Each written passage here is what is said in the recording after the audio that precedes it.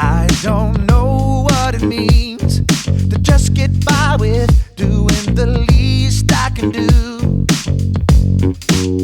All I know is how to be the one who goes hard, working to see it all through. I'm not gonna wait around, these feet are gonna hit the ground. Do it with all of my heart. I'm gonna do whatever it takes to make it happen. Whatever it takes, I'm gonna give it my all. Eliminate all distractions. Every day, no matter the stakes, I'm gonna do whatever it takes to make it happen. Whatever it takes, I'm gonna give it my all. Eliminate all distractions. Every day, no matter the stakes, whatever it takes. Oh yeah, whatever it takes. I don't know how it feels to only put in half of the effort I can give. All I know how to do is to aim for the stars. That's the only way to live. I'm not gonna wait around, these feet are gonna hit the ground. Do it with all of my heart. I'm gonna do whatever it takes to make it happen. Whatever it takes, I'm gonna give it my all. Eliminate all distractions. Every day, no matter the stakes, I'm gonna do whatever it takes to make it happen. Whatever it takes, I'm gonna give it my all. Eliminate all distractions. Every day, no matter the stakes, whatever it takes. Oh, whatever it takes.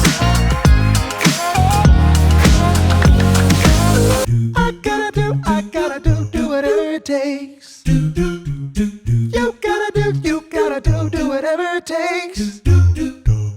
We gotta do whatever it takes. I gotta, you gotta, we gotta do. Oh, I'm gonna do whatever it takes to make it happen. Whatever it takes, I'm gonna give it my all. Eliminate all distractions. Every day, no matter the stakes, I'm gonna do whatever it takes to make it happen. Whatever it takes, I'm gonna give it my all. Eliminate all distractions. Every day, no matter the stakes, whatever it takes. Oh yeah, whatever it takes. Yeah.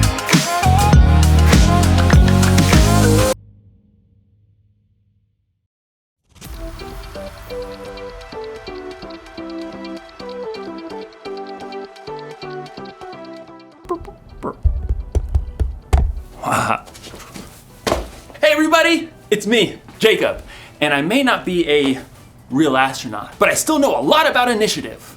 Initiative is seeing what needs to be done and doing it. So, it's doing what needs to be done. Yes, but first you have to see what needs to be done. You have to look for the needs around you. They know all about this in space travel. Let's say, for instance, they decide to go from the Earth to the moon. They don't just get in their rockets, strap themselves in, and take off. No. Hey phone, how do I get to the moon? No. They spend months, even years, planning for every trip. They prepare for things that might go wrong and have backup plans in place to help protect them. They look out for things that might get in their way, like other aircrafts or satellites. Oh, look out for that asteroid! Oh, that was a close one. They decide before they even start the trip exactly where they're gonna go and how they're gonna get there. They know Oh man, I ruined the moon! That was not part of the plan. But good thing, I had a backup plan. This moon is much sturdier. In today's story, we'll hear more about Nehemiah, who had a plan to make the city of Jerusalem stronger. And there was more to that plan than just rebuilding the wall.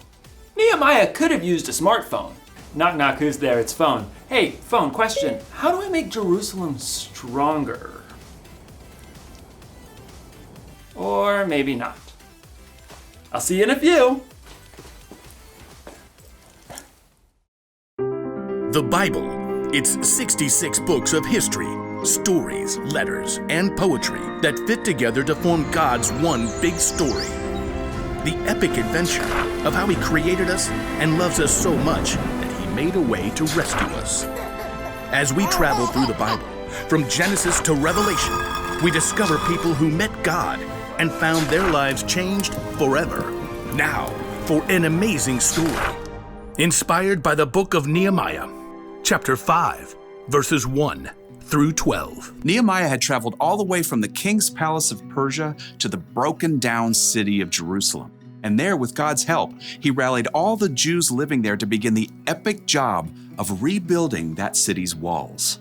Who's with me? I say, let's start rebuilding. At first, the work went well. Each family or group took a different part of the wall to work on. We're making record time. Nehemiah and the people even managed to ignore taunts and threats from neighboring nations who did not want to see that wall rebuilt. If a fox climbs on that pathetic thing, it'll fall right down. The God of heaven will give us success. So it seemed like nothing was going to stop this big project until new trouble showed up. From inside the walls, a group of Jews in ragged cloaks came to look for Nehemiah where he was working on the wall. There's not enough food for everyone. We're being forced to sell our fields and vineyards just to buy grain. There's hardly enough to keep us alive. The king's taxes are high. We have to borrow money, but then we can't even pay the high interest. Interest was extra money the people had to pay back. It was so high they could hardly keep any of the money they made. Who's making you do this? Other Jews, our own relatives. We even had to send our children to work for them as slaves. We have nothing left. Please help us. This is not right. It's not right at all. I'll take care of it. Nehemiah was so angry that he didn't trust himself to act in the moment. Instead, he thought it over for a time. God, what do I do about this? His own people were mistreating those who had less.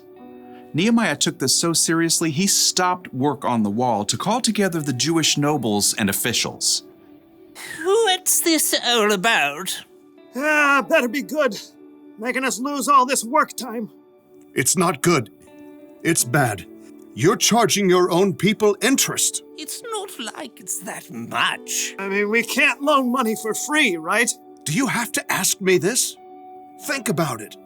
Many Jewish people were sold as slaves to other nations, and we had to buy them back and bring them home. Now, you're charging so much interest, they are forced to become slaves again. Oh. No one could argue with Nehemiah. They listened quietly to his next words. What you're doing is not right. We have to show respect for God. Look, I am lending money and grain to the people who need it, and so are my relatives, but we aren't charging any interest. So, what should we do now? If you've taken anything in payment, give it back. Fields, vineyards, olive groves, houses, give it all back. Even the interest that you've charged, do it now. God moved in the hearts of the people because instead of arguing, they agreed. We'll give it back. We won't make them give us anything else. We'll do just as you say. Very good. Nehemiah sent for the priests so that the nobles and officials could make this promise before God. You must keep this promise, or God will deal with you. Amen. Immediately, the officials did as they said. Here are the papers. The vineyard is yours again. Oh, thank you. I've been working years to get it ready for a good harvest. I took too much. This is yours. This means my son can come home now. So once the nobles and officials made everything right, work on the wall began again, faster and stronger than before, now that everyone had what they needed. And Nehemiah continued to show his people how to treat each other, even though King Artaxerxes had appointed him governor. You know, all the other governors made the people pay them silver and give them lots of food and stuff, even land. That's too heavy a load to put on the people. Instead, Nehemiah dedicated himself to working on the wall. In fact, he even invited 150 people to eat food at his own table. Throughout his life, he always looked for ways to treat people fairly and make things right.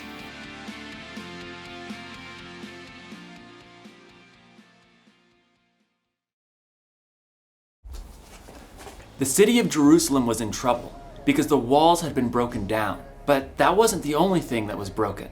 Nehemiah looked and saw that some of his people were being treated unfairly because they were poor, and he did something about it. He stood up for them and worked to make things more fair.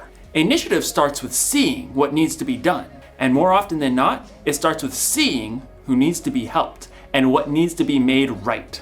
That's one of the reasons Jesus is so amazing. He saw people. He showed people how valuable they were by loving them no matter what, and he inspired them to love others. We're called to love people too. We should stand up for people who are being treated unfairly because of the way they look, or where they're from, or how much money they have, or what they believe in. If you've ever been treated unfairly, then you know how it feels. It's not good, but maybe you also know how it feels when someone stands up for you, when someone's on your side. Standing up for people is one way we can make things more fair.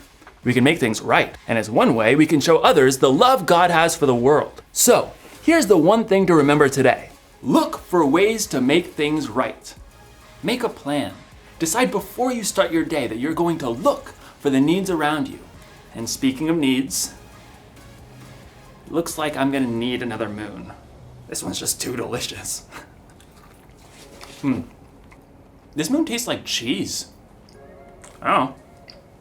I'll see you next time. Oh, there goes my space truck.